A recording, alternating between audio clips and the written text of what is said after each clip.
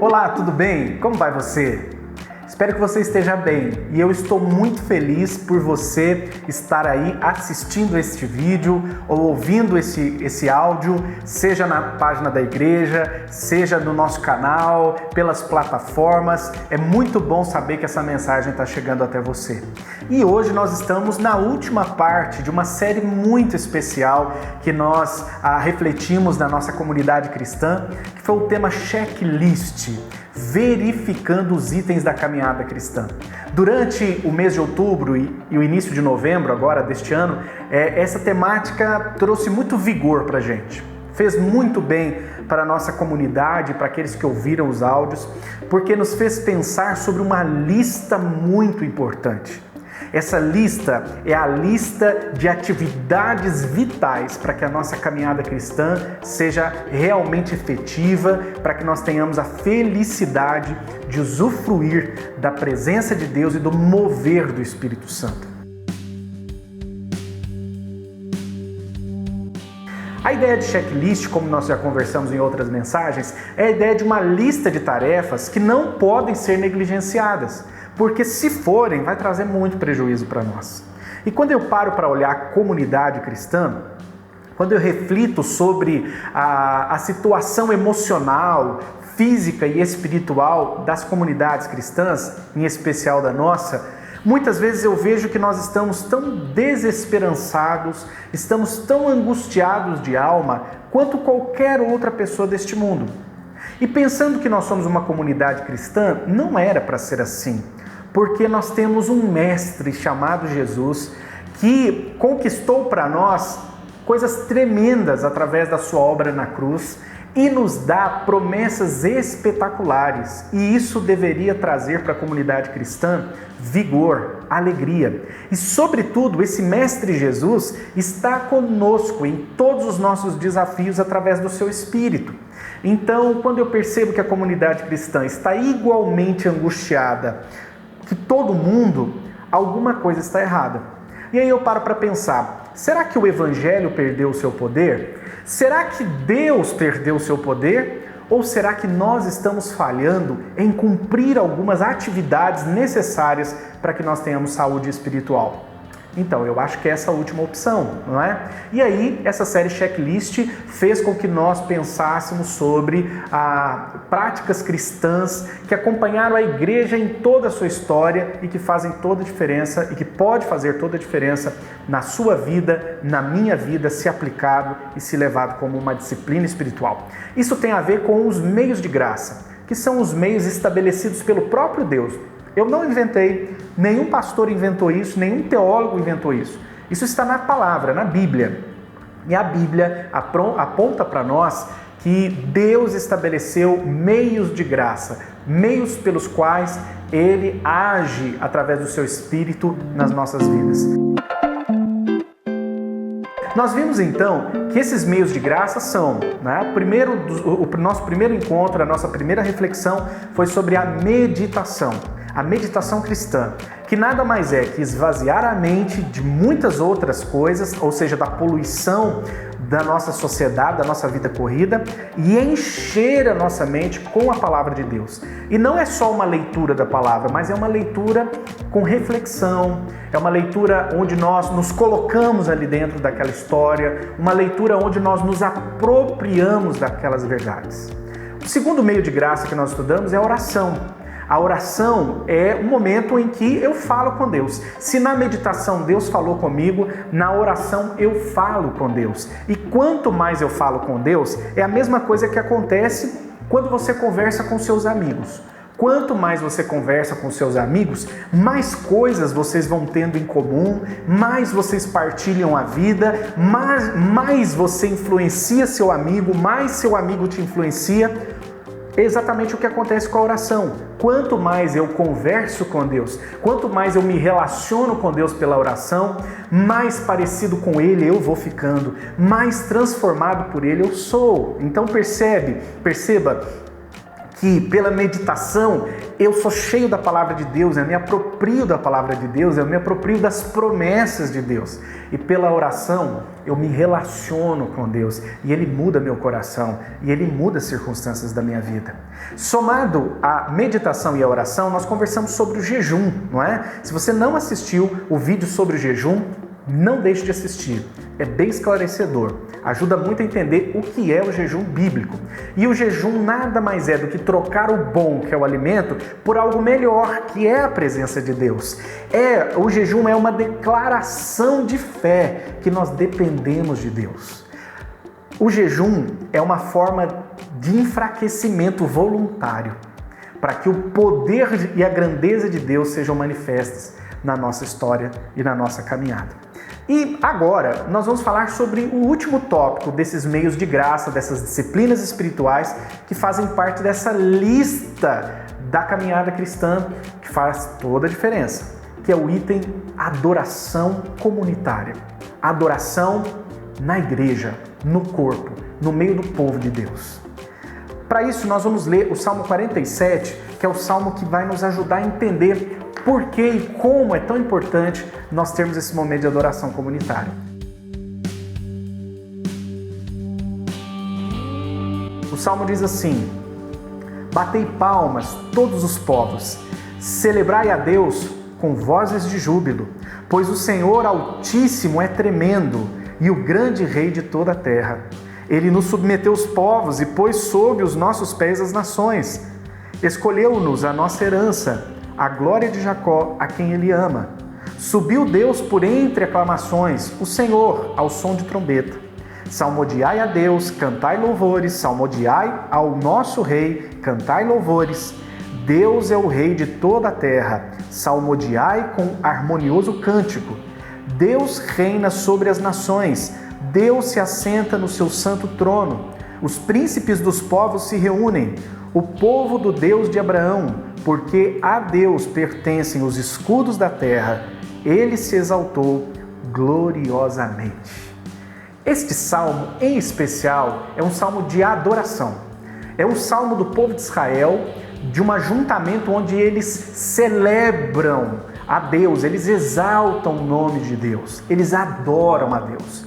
E é interessante perceber que isso não é algo que acontece solitariamente, mas é algo que acontece junto com todos aqueles que consideram Deus como seu Pai, como Senhor das suas vidas. E aí, algumas coisas são muito interessantes quando há o convite dessa adoração, e você pode perceber pelo texto aí que vai ser mostrado para você, que o salmista começa dizendo: batei palmas, não é? Bata palmas, todos os povos, celebrai a Deus com vozes de júbilo, ou seja, com vozes alegres, altas, bata palma, cante com vontade. Diz mais, ao som de trombeta. E a ideia de trombeta aí tem a ver com o anúncio da chegada de um rei, tem a ver com a alegria da chegada do rei, não é? E a trombeta tocada não solitariamente, mas tocada para o povo, para que o povo reconheça que está chegando o seu rei. Diz mais, salmodiai a Deus, cantai louvores. Salmodiar é cantar, os salmos são poesias cantadas, orações cantadas. Diz, salmodiai ao nosso Rei, cantai louvores, salmodiai com harmonioso cânticos, ou seja, a harmonia junta vários elementos, cria-se uma harmonia e adora a Deus. Diz mais, os príncipes dos povos se reúnem, ou seja, reúne o povo e a liderança do povo, o povo do Deus de Abraão, aqui o povo de Israel. Então perceba que é um salmo que convida as pessoas a adorarem a Deus. Mas o que vem logo em seguida à nossa mente é: ok, eu entendi que o salmista está me convidando para adorar a Deus. Mas o que me vem à mente é: por que eu devo adorar a Deus? Não é? E aí o salmo também traz essa resposta. Nós somos convidados a adorar a Deus por quem Ele é. Nós somos convidados a adorar a Deus por quem Ele é. Perceba aí no salmo. Pois o Senhor Altíssimo, perceba quem Ele é Senhor Altíssimo. Ele não só ocupa a categoria de Senhor, de dono, de possuidor, mas Ele é Altíssimo, Ele é sobre todos, não é? Esse Senhor Altíssimo é tremendo, Ele é incomparável. Ele é o grande Rei de toda a terra. Diz mais, ele é o Senhor. Está dizendo que ele é aquele que domina. Diz mais que ele é Deus e Rei de toda a terra, ou seja, Deus é o Rei de toda a terra. E lá no versículo 9 diz, porque a Deus pertencem os escudos da terra. Deus deve ser adorado, porque Ele é Senhor Altíssimo, Ele é o Rei de toda a terra, Ele se assenta no trono e a Ele pertencem os escudos da terra. Escudo tem a ver com proteção, está dizendo que Deus é quem governa, Deus é quem protege, Deus é quem domina, Deus é quem sustenta.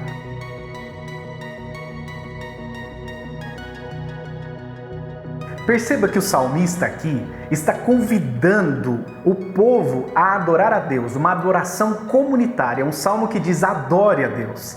Adore a Deus por quê? Adore a Deus com trombetas, adore a Deus com palmas, adore a Deus com cânticos. Por quê? Por quem Ele é. Ele é o Altíssimo Senhor, Ele é Deus, e mesmo sendo Deus, Ele tem nas mãos os escudos da terra, e Ele protege a terra por quê? Porque você está nela, porque eu também estou nela, porque Ele protege e ama seu povo. E diz mais, o salmista diz, adore a Deus por quem Ele é, mas adore a Deus também pelo que Ele faz. E o texto diz assim, Ele nos submeteu os povos e pôs sob os nossos pés as nações, escolheu-nos a nossa herança e a glória de Jacó a quem Ele ama. Aqui é uma declaração de que Deus escolheu o povo de Israel como seu povo por amor. Deus escolhe seu povo para estar com Ele por amor. E Ele dá vitória, porque aqui o que estava acontecendo é que Deus libertou a nação de Israel do jugo de escravidão que estava lá no Egito. E trouxe eles para Canaã e deu a eles uma terra, uma nação, lei, família, promessa, futuro.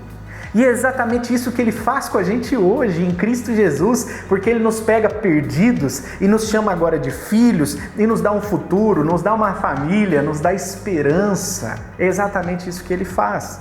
E diz mais, Deus também faz o quê? O versículo 5 diz, subiu Deus por entre aclamações. O que Ele faz aqui? Ele ouve quando nós falamos o nome dEle, quando nós exaltamos o nome dEle como povo, como família, quando aclamamos, Ele faz o quê? Ele surge no nosso meio. Quando invocamos o nome de Deus, Ele se faz presente no nosso meio. Por isso aclame ao Senhor, porque Ele se manifesta no nosso meio. Diz mais, o que Ele faz? Deus reina sobre as nações, Deus se assenta no seu santo trono. Deus é rei e Ele assenta no trono. Quem se assenta no trono é rei. E se está dizendo que Deus é o rei é porque Ele governa. O que Ele faz?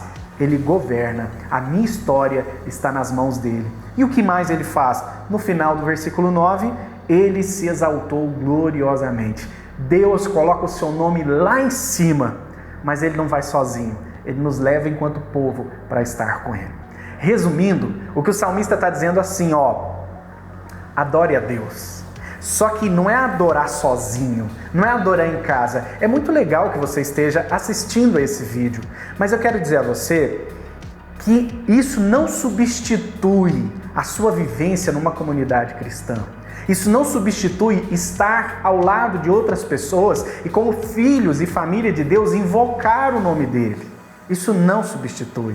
Porque um meio de graça, ou seja, um meio pelo qual o Espírito Santo age nas nossas vidas, é quando nós nos unimos ao povo de Deus para adorar. É quando nós somos mais que um, quando nós nos juntamos com a mesma intenção, com o mesmo coração e nos tornamos um corpo. E ali nós adoramos a Deus. Adoramos por quê? Por quem Ele é, porque Ele é tremendo, Ele é grande, Ele é Deus, Ele deve ser exaltado com júbilo, palmas, cânticos altos, com salmos. Nós o adoramos pelo que Ele faz por nós. Ele nos chamou para sermos filhos, Ele nos trouxe para a presença dEle, Ele nos conduz graciosamente debaixo da sua proteção, porque Ele tem os escudos nas mãos e Ele exalta o seu nome, e quando Ele exalta o nome dEle, nós nos alegramos, porque afinal de contas Ele é o nosso Pai. Então adore a Deus, adore pelo que Ele é, adore pelo que Ele faz, adore a Deus.